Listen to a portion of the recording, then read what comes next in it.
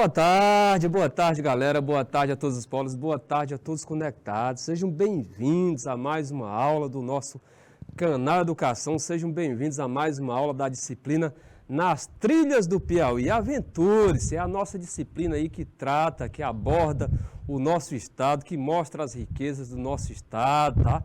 Então vocês sabem que comigo, eu, professor Francisco Souza, nós trabalhamos nesta disciplina a parte relativa aí à sociedade, à cultura, à economia, né, à história, tá? Referente ao nosso estado. E aí, com o professor Assis, vocês trabalham mais a parte natural, né, as belezas naturais que nós temos aqui no nosso estado. Tudo bem, galerinha? Boa tarde aí para todos, né? Boa tarde aí para você que se conectou agora, né? Boa tarde aqui para nossa amiga Luana, né? Afinal de contas, né, a aula, né, a nossa aula, ela não é feita apenas por mim, por eu, professor Francisco Souza, que estou aqui na frente da tela, né? Ou seja, para que esse produto chegue até você, existem várias pessoas, né, várias peças importantes para que esta aula chegue até você que está nos assistindo aí por diversas partes do nosso estado. Galerinha, vocês lembram que nas nossas duas últimas aulas, né, nós passamos algumas atividades para vocês fazerem em casa, lembre? Estão lembrados? E aí hoje nós vamos respondê-las, né? Vamos corrigir essas questões, né? Na verdade, quem deve responder é vocês, né? Nós vamos fazer a correção, né, para que vocês tenham noção se responderam correto ou não, né? Se precisa fazer algum ajuste, tá? E aí é uma breve correção e logo em seguida nós vamos dar sequência ao nosso conteúdo, né? Como vocês observam aí na tela, nós estamos trabalhando o patrimônio arqueológico, artístico, histórico, etnológico, natural e imaterial do nosso estado. Então, essa é a nossa temática, tá? Inclusive, na nossa próxima sexta-feira, né, é a nossa última aula dentro dessa temática, né? Ou seja, após sexta-feira, após dia 9, nós já vamos iniciar um outro conteúdo. Tranquilo? Vamos partir para o nosso slide? Olha só, galerinha, como vocês podem observar no nosso slide inicial, né, nós temos aqui breves informações acerca da nossa aula, onde você pode visualizar aí o nome deste amigo de vocês, professor Francisco Souza, a nossa disciplina Nas Trilhas do Piauí. Aventure-se. Conteúdo, patrimônio arqueológico, artístico, histórico, etnológico, nacional, natural e imaterial. A data de hoje, esta terça-feira, tá? Esta terça-feira, dia 6 de setembro de 2022, véspera aí da independência, né? Do dia em que se comemora a independência do Brasil, né? E amanhã você já deve estar alegre, porque amanhã vão ter aí uma folguinha, mas eu destaco para vocês, não é pelo fato de amanhã vocês terem uma folga, que aí vocês devem relaxar 100%. Não, vocês, é claro, não é utilizar o dia, né, um feriado ou um fim de semana todo para o estudo, né? Você deve descansar, deve ter o lazer, isso faz parte da vida de todo mundo, mas reserve aí um tempinho, né, para você pôr em dias, né, aquelas disciplinas, para você rever aquele conteúdo que você teve mais dificuldade de assimilar. Então aí você reserva 2, 3 horas, procura associar uma disciplina mais de leitura com outra de cálculo, mas não deixe de estudar, né? Eu tenho pouco tempo, mas mesmo com pouco tempo, aproveite esse pouco tempo que você tem para estudar. O que você não pode ficar mesmo parado, tá? Ok? Olha só, no nosso próximo slide, o que nós podemos visualizar aí? Nós temos o roteiro da nossa aula, o itinerário a ser seguido. E aí nós temos como conteúdo, como objeto do conhecimento, né? Patrimônio arqueológico, artístico, histórico, etnológico, nacional, natural e imaterial, né? Nós vamos continuar. E aí o objetivo da nossa aula, né? Ou seja, o objetivo aqui do nosso trabalho, da nossa explanação, dos nossos comentários, né? Da nossa aula em si, é exatamente proporcionar para vocês, fazer com que vocês, né, saibam compreender o que é patrimônio histórico, como se constitui, a sua relação com a cultura e a memória local, tá? Nós vamos ter aqui resolução de questões, né? atividade para casa. Então, assim, desta forma, nós vamos trabalhar hoje. E aí eu peço a participação, né, de vocês. Então, olha só, no nosso terceiro slide aí, vocês podem observar, né, que consta aí como tópico atividade para casa. Lembre-se que se trata de uma breve correção, né, vocês já fizeram isso, foi uma semana atrás, né, foi na última terça-feira, né, foi passada esta atividade, então vocês tiveram aí tempo suficiente para fazer, tá? Correto? Os nossos amigos aí de Alvorada do Gurgueia, Alvorada do Gurgueia, Betânia, né? Falei tanto Baixa Grande do Ribeiro lá no outro polo, né? Que aí ficou na mente, né? Lá no outro estúdio. Então, olha só, Alvorada do Gurgueia conectada aqui conosco, Betânia 3 e 5, Baixa Grande do Ribeiro 10, né? São os nossos polos conectados, além dos nossos queridos e participativos alunos que assistem às nossas aulas, né, que fazem parte da unidade escolar Luiz Ubiraci de Carvalho, lá de Isaías Coelho. Então, gente, olha, na nossa aula da terça-feira passada, nós passamos com uma atividade para casa, né, essas questões que vocês estão vendo aí na tela, onde você verifica aí a questão número 1, diz o seguinte, né? Faça uma pesquisa sobre as diferenças e semelhanças entre o repente e o cordel, né? O repente e o cordel que fazem parte de que tipo de patrimônio? Que fazem parte do patrimônio cultural imaterial, tá? Imaterial, né? Ou seja, o repente e o cordel, tá? Então, no caso aí, o repente, né? E o cordel, eles têm como ponto em comum fazerem parte, são manifestações populares, né? São manifestações populares, muito conhecido, muito praticado aqui no Nordeste. E aí o repente, ele tem o lado, né, de ser algo mais falado, né? Algo mais cantado, tá? Ou seja, esse lado mais oral, certo? E o cordel é a literatura de cordel, né? Que traz esse nome exatamente em decorrência dos folhetinhos, né, daqueles folhetinhos serem pendurados em barbantes, tá? Então, olha só, faça uma pesquisa aí sobre as diferenças e semelhanças entre o repente e o cordel, né? E aí, olha só, com relação ao cordel, né, nós podemos caracterizar o cordel como, né, algo que é escrito com rimas e caracterizado pela oralidade, né? E sua publicação é feita normalmente em folhetos, né, com capas geralmente feitas em estilogravura, né, um tipo lá de impressão lá que faz aquele desenho na capa, né, do cordel, do folhetinho. Já o repente, né, é baseado na poesia falada, né, e improvisada, né, algo muito importante, né, guardem muito bem essa palavrinha aqui com relação ao repente, é que é algo, galera, improvisado. Quando aqueles dois cantadores, né, ali com suas violas, né, estão cantando, aquilo ali é algo feito na hora, né, é uma arte admirável, né, porque não é algo que eles tiveram um planejamento, não, é algo ali feito na hora, tá? Mostrando o talento ali de cada um. Então, o repente é baseado na poesia falada e improvisada, tendo a rima presente, né? Geralmente acompanhado de instrumentos musicais, como nós já destacamos aqui a viola, pode ser o pandeiro também. E a semelhança, exatamente, né? O fato de ambos pertencerem à literatura popular e possuem, com relação à sua estrutura, né? Ou seja, sua estrutura poética, né, por eles utilizados como sextilhas, septilhas e décimas, né? Você que estuda aí literatura, com certeza, né, já ouviu falar nessas estruturas, tá? Então, essas são as características aí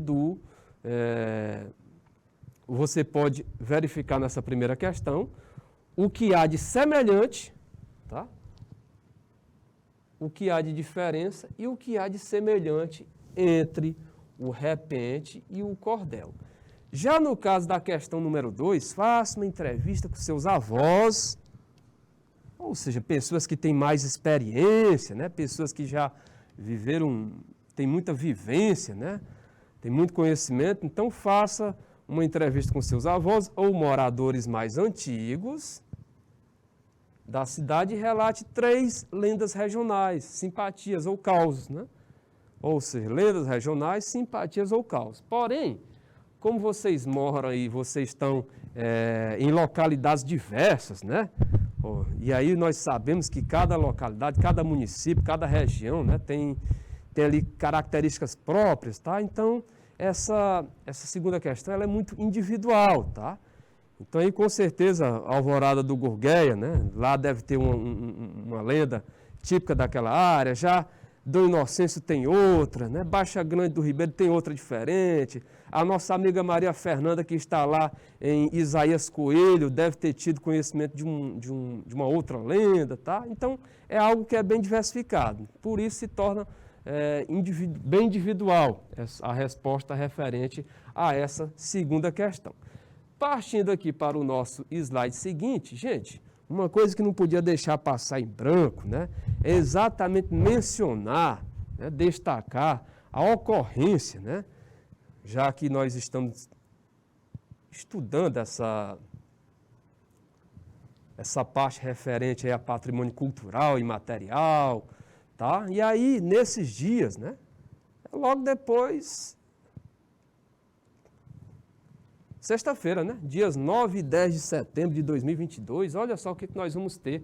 Nós vamos ter o 47º Festival de Violeiros, né, algo muito típico aqui da nossa região do Norte e Nordeste, né?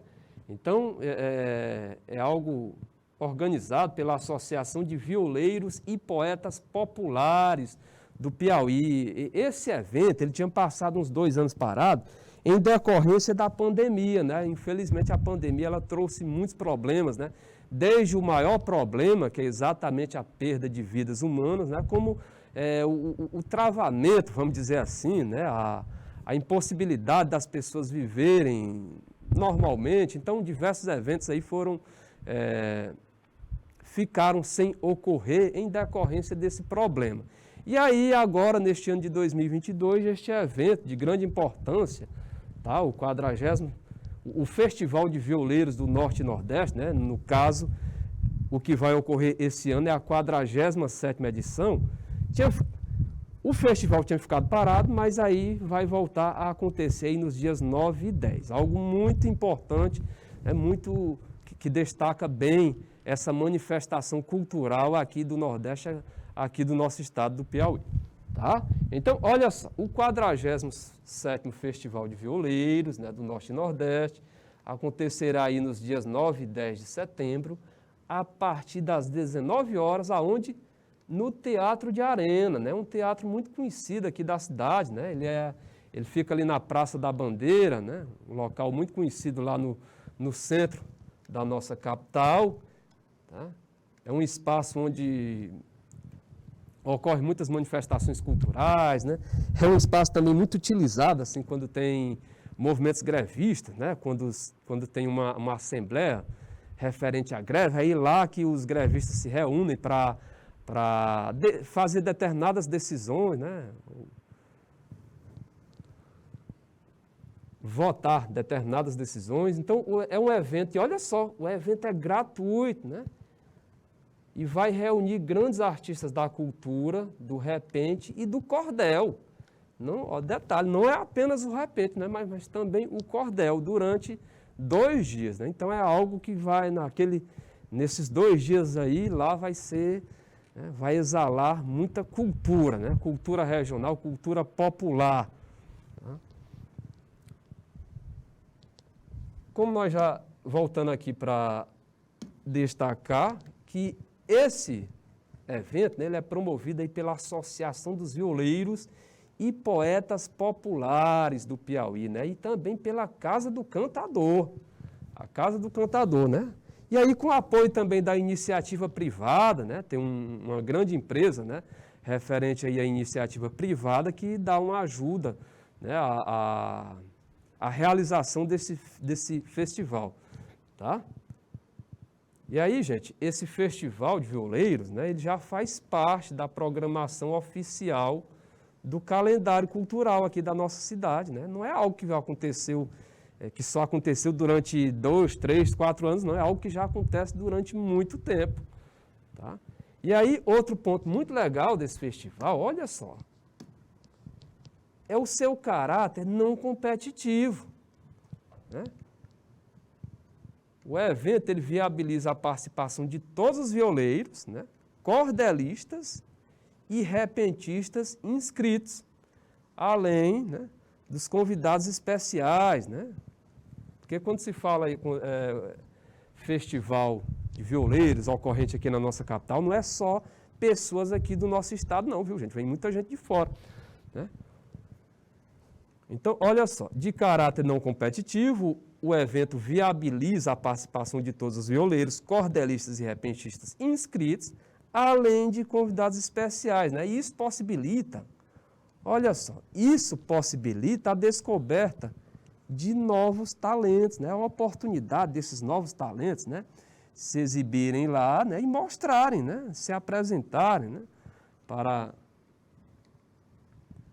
a plateia, né, e para outros mais experientes, né, e assim ganhar o seu espaço. Ok? Alguma dúvida? Alguma pergunta? E aí, Hugo, o som ainda está baixo? Melhorou o som? Estou tentando falar aqui o mais alto possível, né? São Francisco do Piauí, né, o nosso amigo Hugo. Tá ok o som?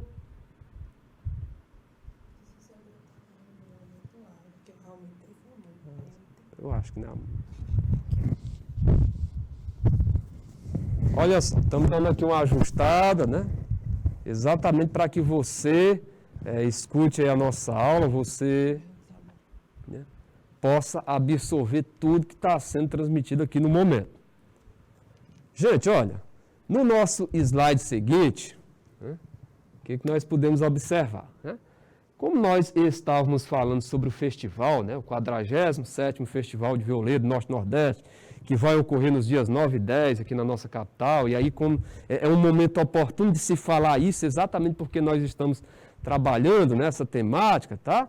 E agora você pode visualizar, né, um local onde esse acontecimento, né, onde esse festival ocorre. Olha só, essa é a imagem do Teatro de Arena, né? E aí foi num dia de uma apresentação. Observe que tinha muita gente. Olha que a foto aí, ela não está abrangindo todo o teatro, né? Isso aí é apenas uma parte. Então, observe que é algo, né, que atrai uma grande quantidade de pessoas. Tá? E aí você vê pessoas, né, desde aqueles mais veteranos, como pessoas mais jovens. Então, é algo que atrai uma grande quantidade de pessoas, né, que ocorre lá no Teatro de Arena, né? E aí aqui a imagem já diz tudo, né? Exatamente é a apresentação, né, desses artistas, né? Isso mostra a apresentação desses artistas. E aí, destacando a questão anterior, lembram da questão anterior que nós estabelecemos lá a diferença, as semelhanças e a diferença entre o cordel e o repente, né? E você vê que o repente, ele faz uso de instrumentos, né? Olha só a viola, né? A maior parte das vezes é a viola, né? Pode ser pandeiro também, e aí o repente ele é falado, né? E é algo que é feito na hora, né? Ou seja, na base ali do improviso. No nosso slide seguinte, aí você vê uma visão mais ampla, né, do Teatro de Arena, aqui em Teresina, né? Como nós já destacamos, ocorre esse festival aí de violeiros, tá? Mas ocorre também outras manifestações culturais, é muito utilizado também quando muito utilizado por categorias que vão decidir alguma greve, né? Fazem assembleia nesse teatro, né, para validar algumas decisões, tá?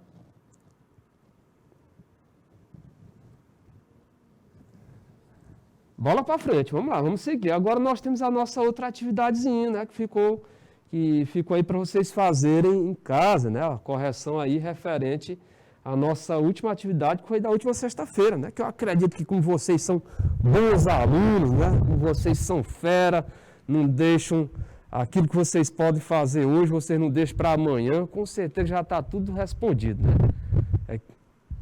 Não é isso, gente?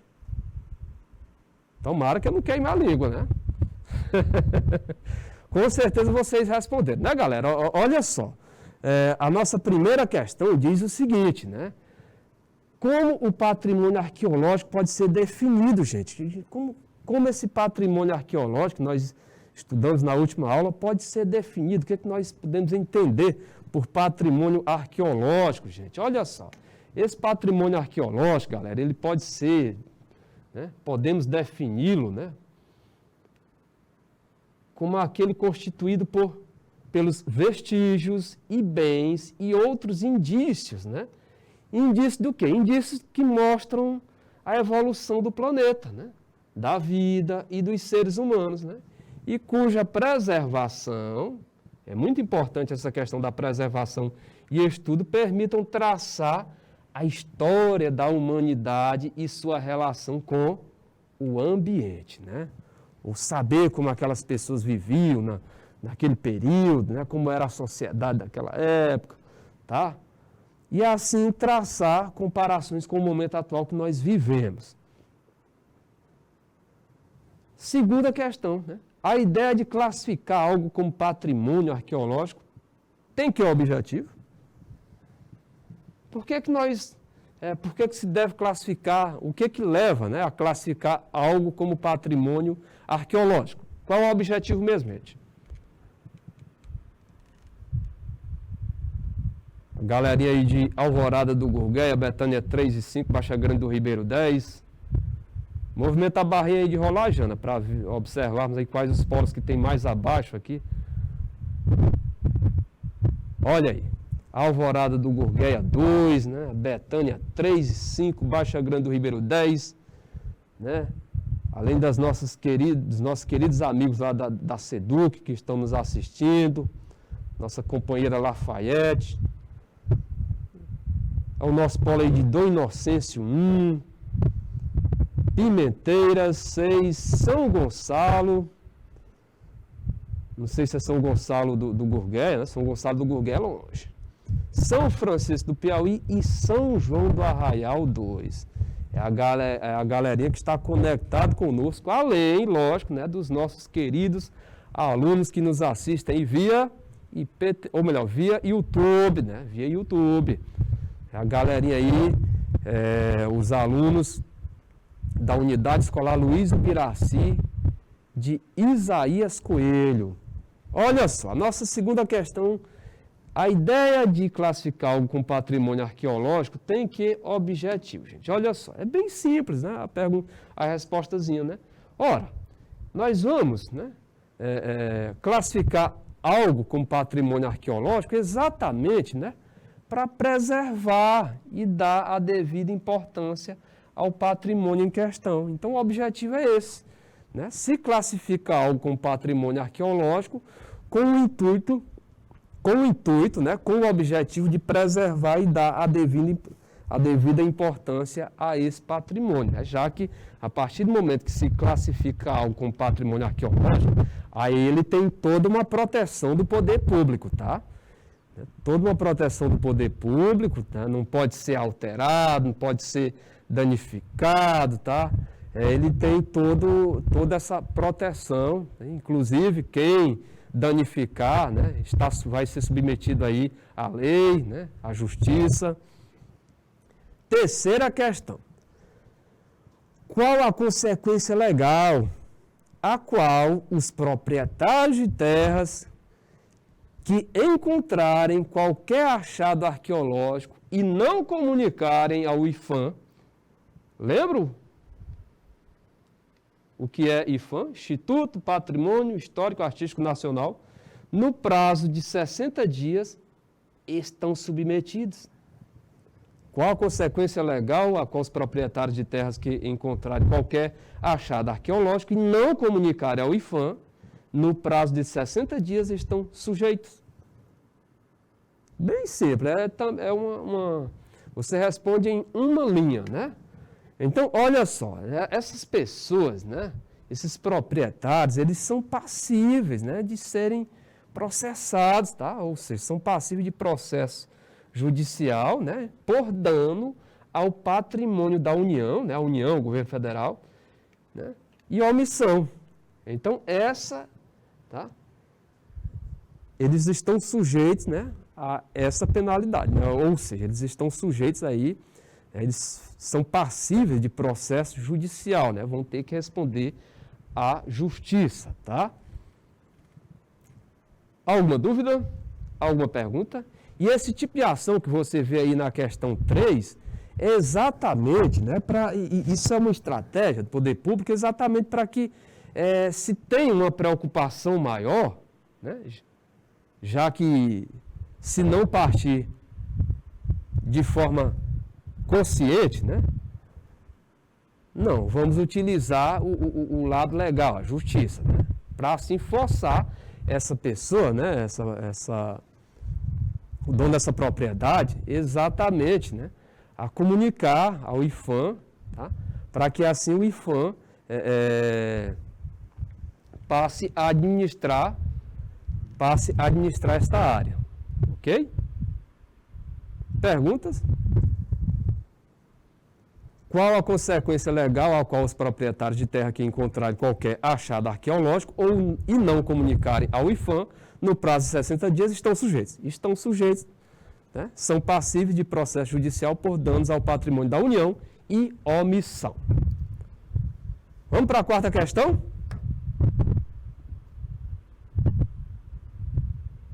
Vamos lá, gente? Quarta questão.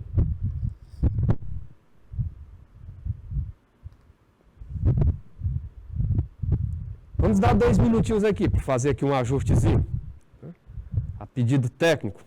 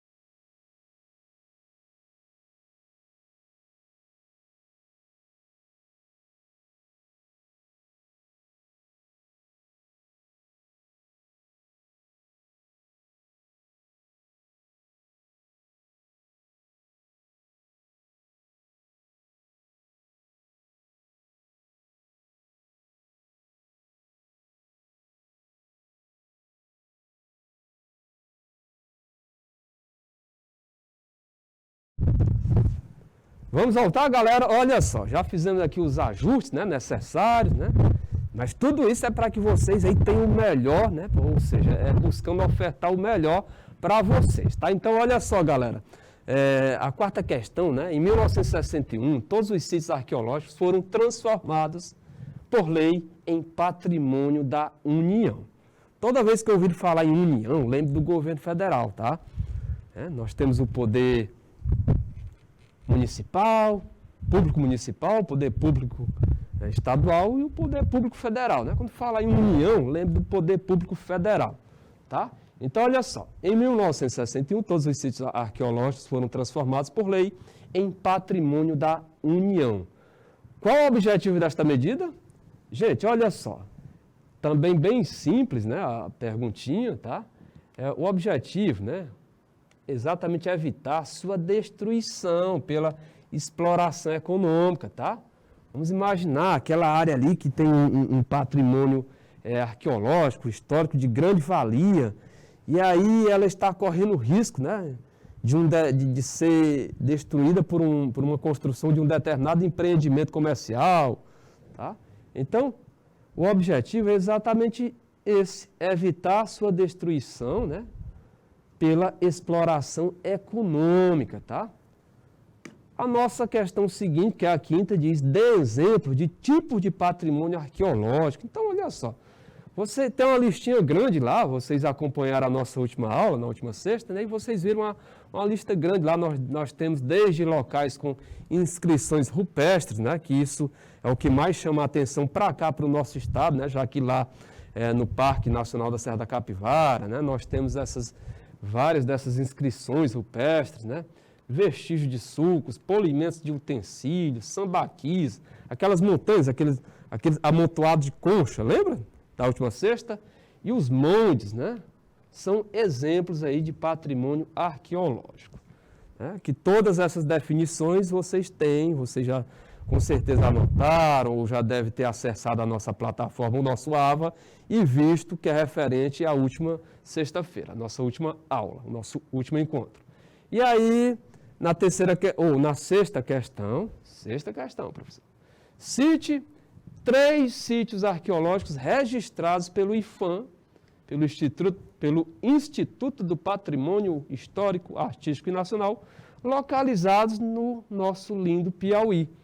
Bem simples também, né? Nós temos aí a Floresta Fóssil, localizada aqui em Teresina, ali no Rio Poti, né? Nas proximidades ali do shopping. O Parque Nacional da Serra da Capivara, esse é o mais famoso, né? Orgulho aqui do nosso estado, e o Parque Nacional de 7 cidades, né? E são 3 exemplos, né, de 3 sítios arqueológicos registrados pelo IPHAN, localizados no Piauí. E a nossa 7ª questão, galerinha, a nossa 7ª questão diz: em que parte do Parque Nacional da Serra da Capivara o IPHAN, né, desenvolve um projeto pioneiro de educação patrimonial, né? Ou seja, conscientizar lá, já desde criancinha, né? A população a valorizar aquela área, né? A conhecer mais aquela área, da importância. Então, olha só, exatamente, né, nessa área aqui, dentro, né, do Parque Nacional da Serra da Capivara, conhecido como Sítio Arqueológico Toca do Salitre, né? Que ele, em termos de localização, né, para que você tenha ideia, ele está localizado próximo ao povoado Serra Nova, né, lá naquela área. Tá? Tranquilo? Alguma pergunta? Alguma dúvida? Segue o jogo, né? Bola para frente. Só é 1 hora a aula.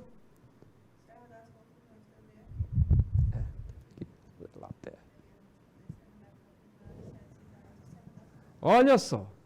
No nosso slide seguinte, né? Agora aí nós vamos, de novo, Parque Nacional da Serra da Capivara, não, agora nós vamos entrar com mais profundidade, né? Nós vamos saber mais detalhes, né, com relação a essa importante riqueza que nós temos aqui no nosso estado, né? Que aí, detalhe, né? Essa riqueza, né, esse parque, ele coloca, né, o nosso estado, ele faz com que o nosso estado, vamos dizer assim, saia bonito, né, em termos nacional, tá? É algo que chama a atenção, né, da imprensa nacional, né? É algo que chama a atenção de instituições educacionais de outras partes do Brasil, né? Ou seja, direciona o seu olhar para o nosso estado. Tá? Então, para quem imagina que o Nordeste é só pobreza, é só seca, tá? É população faminta, não. Aí você vê que nós temos, né, riquezas, né, nós temos, né, esse importante patrimônio aí que serve, né, de fonte de estudo para estudiosos de diversas partes do Brasil. Tranquilo?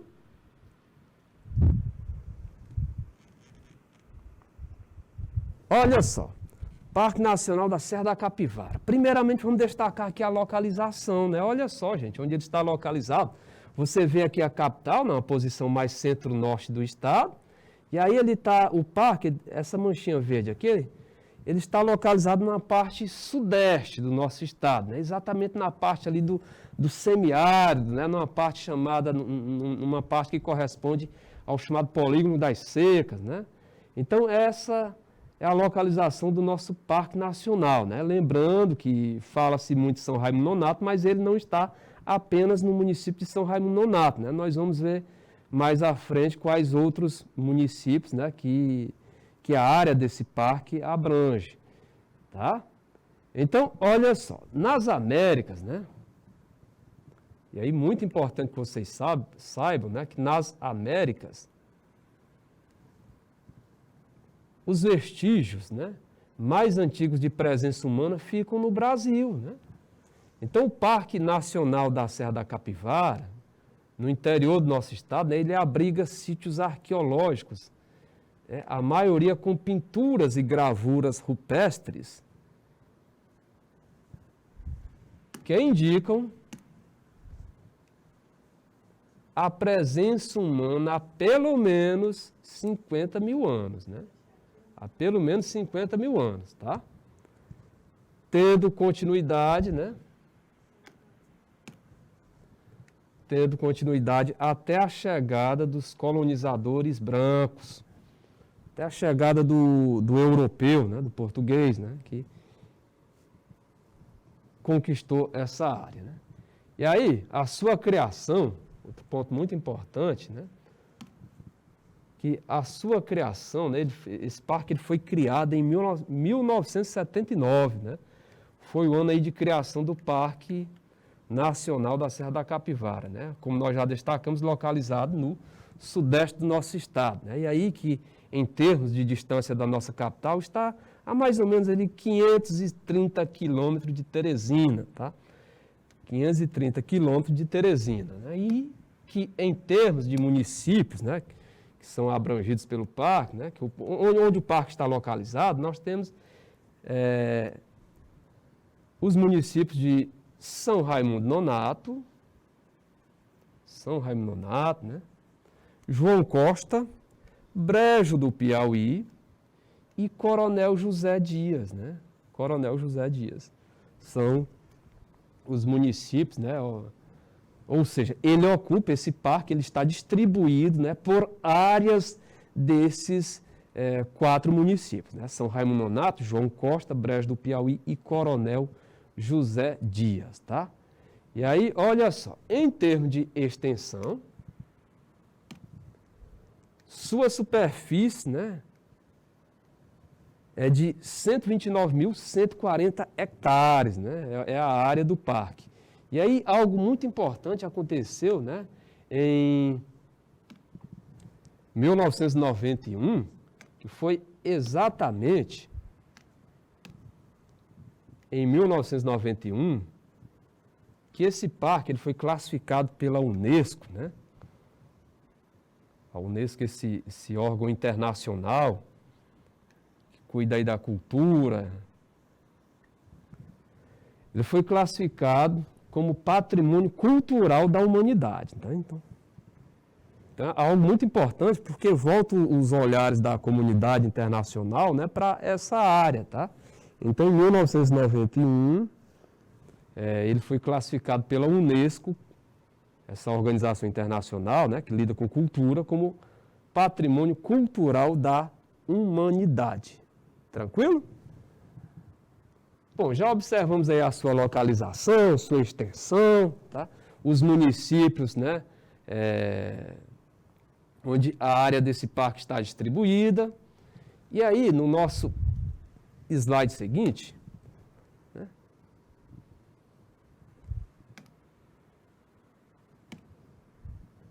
nós podemos observar que em seu entorno foi criada uma área de proteção, ou melhor, uma área de preservação permanente, né, uma APP. Ou seja, essa categoria, né, de conservação, que é uma área de preservação permanente, com um raio aí de 10 quilômetros, né, partindo do centro, né, para os lados, é um raio de 10 quilômetros, né, que constitui um cinturão de proteção um cinturão de proteção suplementar, né? Então, com isso, galera, os sítios, eles estão protegidos, né? Eles ficam mais protegidos e íntegros no que concerne, no que se refere à sua preservação física e à sua compreensão. Tá? Então, com essa ação, esses sítios, né, eles ficam mais protegidos contra a exploração, contra a depedração, degradação, tá? Degradação. E aí, outro ponto que chama a atenção é exatamente o domínio morfoclimático, né?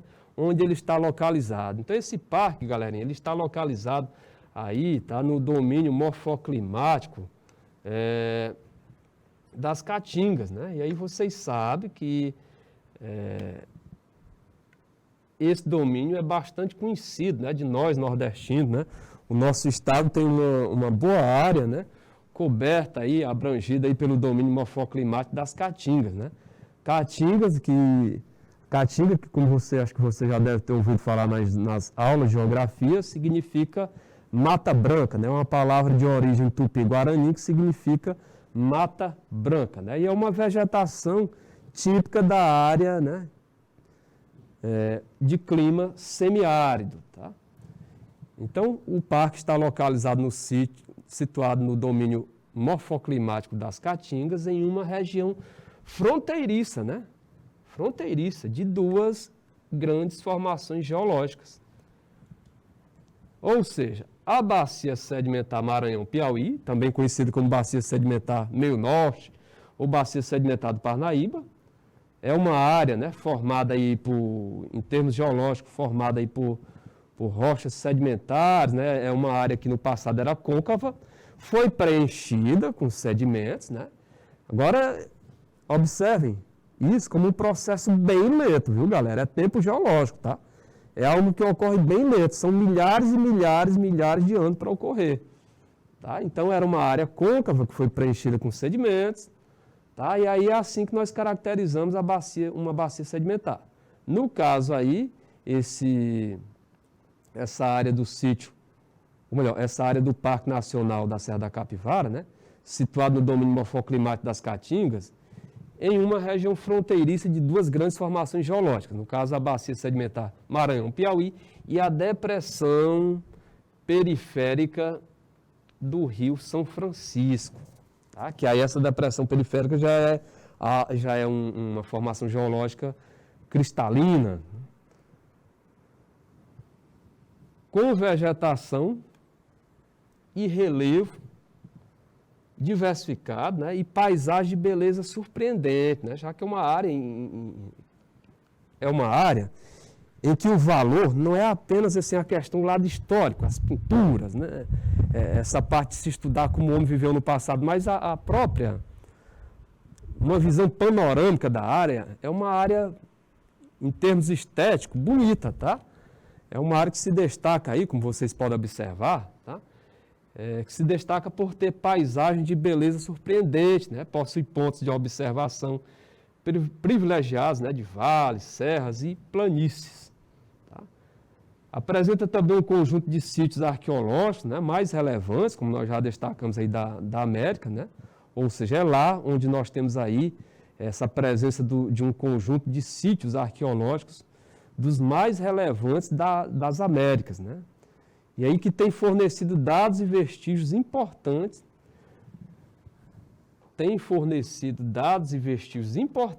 para uma revisão geral das teorias estabelecidas sobre o quê? Sobre a entrada do homem no continente americano. Então, a partir dos estudos daquela área, tá?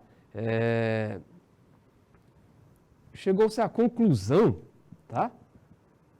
Que deveria haver uma revisão sobre o quê? Sobre as teorias estabelecidas com relação à chegada do homem no continente americano, já que a teoria que até hoje prevalece, né? Mas ela ficou mais fragilizada devido a esse conhecimento.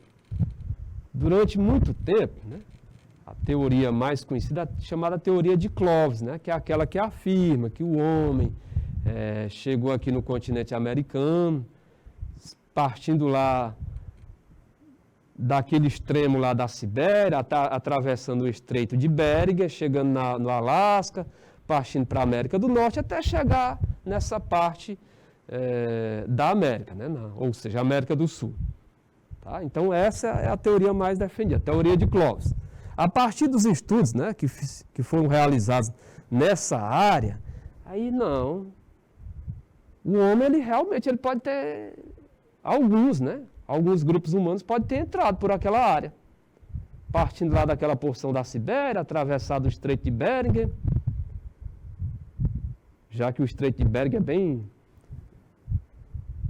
como o próprio nome diz, é estreitinho, né? E aí foi num período de glaciação, ou seja, num período que aquela área estava congelada, aí facilitou a passagem, tá? Não.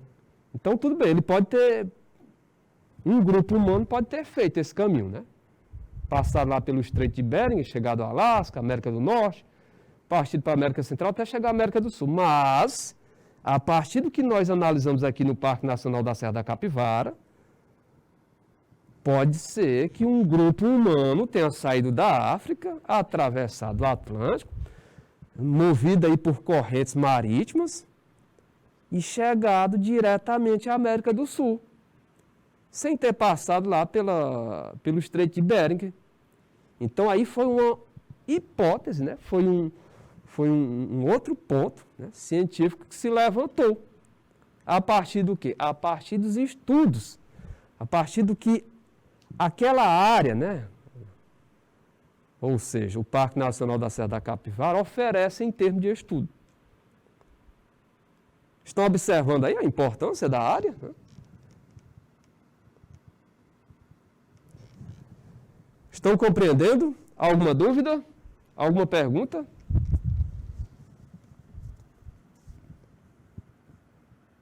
Vamos avançar, né? Vamos seguir em frente, né? Olha só, galera, aí vocês têm uma imagem, né? Duas imagens referentes ao Parque, né? Nacional da Serra da Capivara, tá? Vocês observam aí, é só pelo jeito, né, que as camadas estão dispostas, né? Ou seja, essa presença de camadas mostram que ali é uma área, o quê? Olha só, essas linhas aqui, né? Essas camadas, né? Mostram que ali é uma área, né? Características sedimentar, tá? E aí você vê essa vegetação é uma vegetação tipo caatinga, tá? É uma vegetação típica aqui da nossa região Nordeste, né? É uma vegetação que apresenta folhas pequenas. Quando não apresenta folhas pequenas, apresenta espinhos e ela se caracteriza por ser decídua, caducifólia. Como assim, professor? O que é isso mesmo? Isso significa dizer que numa determinada época do ano, essa vegetação perde o quê? Perde a folhagem. Então, essa área é uma área que chove pouco, né? A área de semiárido, normalmente passa algo em torno de 8 a 9 meses sem chuva, né? E aí, o que acontece? Nesse período sem chuva, essa vegetação aqui que você vê, né? Não é toda a vegetação de caatinga, né? Tem um juazeiro, que ele não perde a folhagem. Mas a maior parte, o que acontece? Ela perde a folhagem. E isso é exatamente uma estratégia de sobrevivência, para que ela sobreviva durante os períodos da seca. Já que as plantas, naturalmente, elas efetuam um processo chamado de evapotranspiração, no qual as plantas emitem para a atmosfera vapor d'água, né, umidade, pelas folhas. E aí ela vai perdendo, né, vai perdendo umidade. Ao perder essas folhas, como fazem a vegetação da caatinga, ela consegue reter essa umidade, que é exatamente para sobreviver, né, durante os períodos da seca. Viu como a natureza é perfeita? Tá? Então, essas plantas da caatinga são também chamadas de plantas xerófitas, né? Plantas adaptadas a clima semiárido, né? A pouca umidade, né? Ao ambiente seco. No nosso slide seguinte, e aí, olha só, mais informações acerca aí do nosso orgulho aí, nosso Parque Nacional da Serra da Capivara. Né? Então, você vê como tópico, né, já foram encontrados mais de 1.300 sítios, né, que inclui artefatos e pinturas rupestres. Né? Artefatos, objetos, né? Uma machadinha, né, feita de pedra lascada. Né? Ali é um artefato. Entre os achados mais significativos, podemos, e aí, entre os achados mais significativos, podemos enumerar as escavações do sítio da Toca do Boqueirão da Pedra Furada, né? Iniciadas em 1978, né? E concluídas em 1988, né? Nesse sítio aí, né? Mas lá o trabalho lá está todo vapor. Né? Eu digo no parque, né? Como um todo. Entre os achados mais significativos, podemos enumerar as escavações do sítio da Toca do Boqueirão da Pedra Furada, né, iniciadas em 1978 e concluídas em 1978, que permitiram, né, a descoberta, né, dos mais antigos vestígios, até hoje conhecidos, né, da presença humana nas Américas, né, ou seja, fogueiras estruturadas, foram encontrados e uma grande quantidade de artefatos de pedra lascada. Tá? São esses indícios, né, antigos, né, mais antigos que se tem conhecimento até da presença humana até hoje, né, da presença humana na América. Ok? Já no sítio do meio, né, encontramos aí fragmentos de cerâmica, né, fragmentos da cerâmica mais antiga das Américas, né, datada aí de 8.960 anos. Né? E aí o primeiro artefato de pedra polida, né, uma machadinha datada aí de 9.200 anos. Outro sítio aí que chama a atenção, de destaque, é o do é o do Caldeirão dos Rodrigues, né, que abriga lá o que nós temos? Lá nós temos pinturas escondidas, né, atrás de um bloco caído que retratam cerca de 12.000 anos de evolução cultural. Tá? E olha que aqui nós estamos fazendo, em decorrência do nosso tempo, um breve resumo, tá? Mas se formos estudar a fundo, bem detalhadamente, gente, é muito rico aquela área, tá? Tem muito a se conhecer. Olha aí, outro ponto, nós já falamos muito dessa parte de artefatos, de pinturas rupestres, mas outro ponto que chama a atenção, a própria beleza, né, lá da área, mas outro ponto que chama a atenção com relação àquela área é que aquela área ali, a região, ela já foi, vamos dar aqui um contraste, pronto. A região já foi habitat, né, de animais gigantes. Olha aí essa preguiça gigante, né? Calcula-se que tenha vivido por lá. Né? Não só essa preguiça gigante, mas como outros animais gigantes, né? Mastodonte, outro tipo de animal que calcula-se que tenha vivido naquela área. Né? São animais que fazem parte da chamada megafauna, tá? Então a megafauna fóssil do Parque Nacional inclui mais de 30 espécies, das quais as maiores, né, uma preguiça gigante e um mastodonte, né, que calcula-se, né, que esses dois animais, né, são animais pré-históricos, calcula-se que eles tinham um peso superior a mais de 5 toneladas. Né? E aí a extinção desses bichos, né, ocorreu há aproximadamente 10.000 anos atrás, né? Lembrou a música, né? 10.000 anos atrás. Né?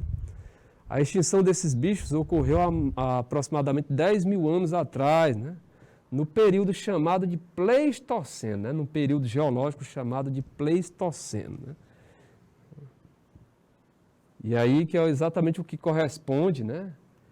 Na América do Norte e na Europa, ao fim da época glacial.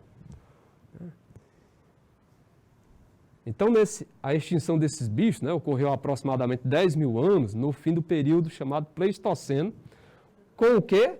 Com a consequente mudança climática, né, que houve naquele período. Né? Houve uma mudança climática, né, e contribuiu, né, para a extinção dessa megafauna. E aí, há investigadores,